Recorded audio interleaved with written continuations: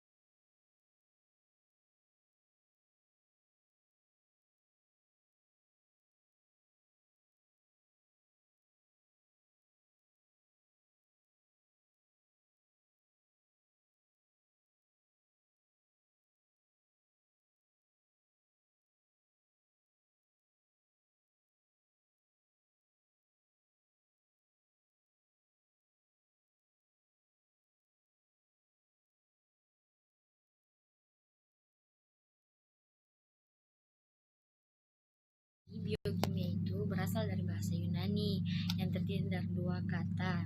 Kata pertama bios ataupun kehidupan dan kata kedua semis ataupun kimia.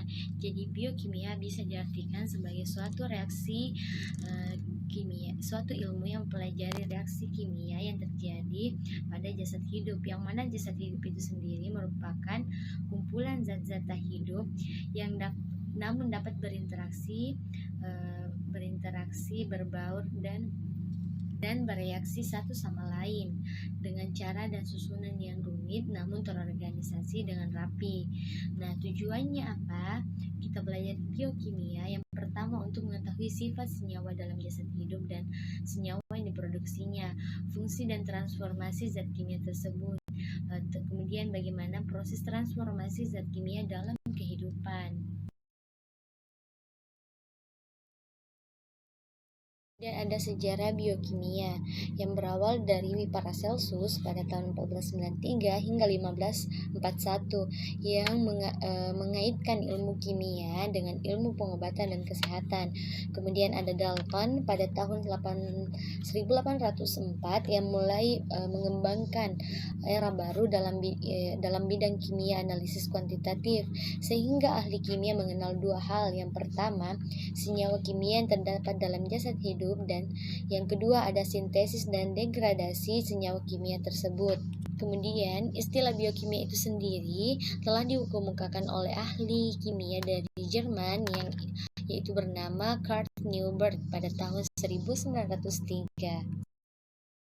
Ilmu biokimia merupakan ilmu yang mempelajari susunan kimia sel, sifat senyawa, serta reaksi kimia yang terjadi dalam sel dan energi yang berperan ataupun berperan dalam proses tersebut. Tujuan dasarnya untuk mempelajari ilmu biokimia yaitu kita menjelaskan bagaimana sekumpulan benda-benda mati seperti karbohidrat, protein, lipid atau lemak, asam nukleat dan yang lain-lain itu menyusun organisme hidup dapat berinteraksi satu sama lain dan mempertahankan serta melangsungkan keadaan hidup. Jadi, mempelajari ilmu biokimia juga kita dapat mengetahui reaksi-reaksi kimia yang terjadi dalam sel, menjelaskan aspek farmakologi ataupun toksikologi sehingga akan mampu mengontrol hal-hal dari luar ataupun dari lingkungan yang akan mempengaruhi proses dalam tubuh kita. Kemudian ada komponen sel hidup. Nah, komponen sel hidup itu yang pertama ada 70% hingga 90% air atau H2O. Kemudian yang kedua tersusun dari senyawa kimia yang disebut dengan biomolekul. Yang ketiga terdiri dari 4 komponen monomer utama. Yang pertama ada gula, asam lemak, nukleotid, dan asam amino. Jadi pada komposisi sel hidup kita membahas mengenai salah satu komposisinya yang merupakan tersusun atas senyawa kimia yang disebut biomolekul. Jadi sekarang kita akan membahas mengenai komponen biomolekul itu sendiri. Jadi komponen biomolekul itu ada 4 ya teman-teman, ada 4. Yang pertama itu ada protein, karbohidrat, lipid atau asam atau lemak, dan asam nukleat. Kita akan membahas fungsi masing-masing daripada komponen biomolekul itu sendiri. Yang pertama ada protein. Jadi apa sih kira-kira fungsi protein dalam sel ini? Nah, protein itu berfungsi sebagai enzim karena dapat mengkatalisis reaksi biokimia dalam sel. Yang kedua, alat transfer bahan makanan dan oksigen atau biasa disebut dengan hemoglobin. Yang ketiga, itu sebagai antibodi atau pelindung pada tubuh. Keempat ada sebagai hormon. Yang kelima sebagai penyimpan energi. Yang keenam sebagai media perampatan impuls syaraf.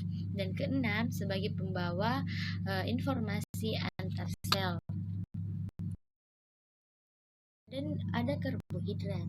Nah, karbohidrat sendiri berfungsi sebagai sumber energi. Kemudian dia berfungsi juga sebagai komponen dalam struktur membran dan dinding sel.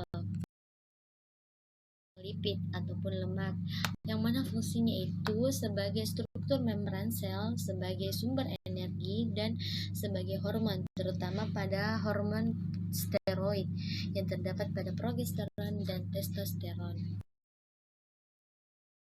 Asam nukleat. Nah, asam nukleat ini sendiri memiliki 2 macam jenis. Yang pertama ada DNA atau deoksiribosnucleic acid dan RNA atau ribosnucleic acid. Sekarang kita akan membahas fungsi asam nukleat pada DNA.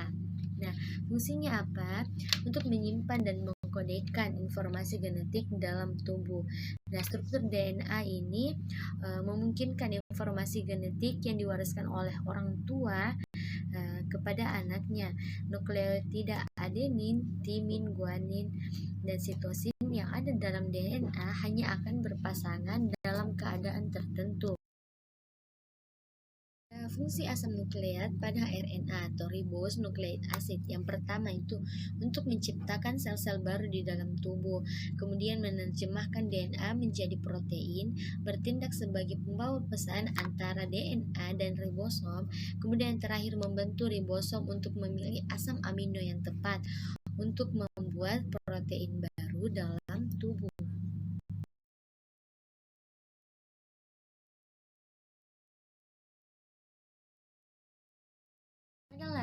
Bisa kita lihat pada sebelah kiri itu merupakan struktur atau gambar dari DNA itu sendiri, dan sedangkan sebelah kanan bisa kita lihat itu gambar dari struktur RNA.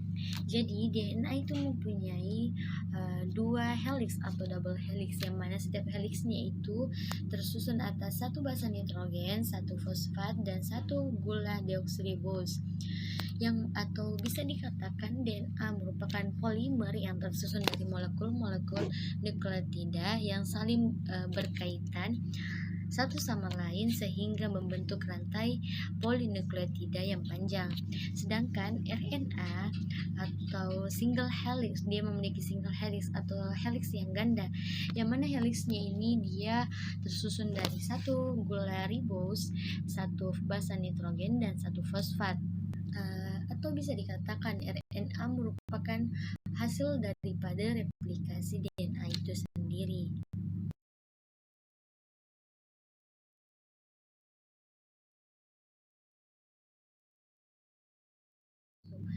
Pada sintesis protein atau bagaimana dari DNA kemudian menjadi DNA, RNA kemudian menjadi protein.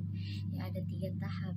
Yang pertama tahapnya itu replikasi atau penggandaan DNA. Kedua ada transkripsi, yaitu cetakan DNA menjadi mRNA. Dan terakhir ada translasi, yaitu mRNA menjadi asam amino membentuk peptide dan protein.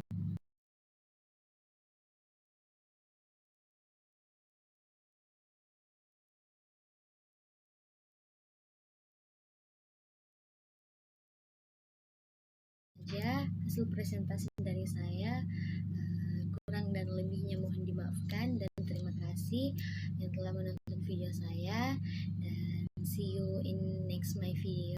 Assalamualaikum warahmatullahi wabarakatuh. Dadah.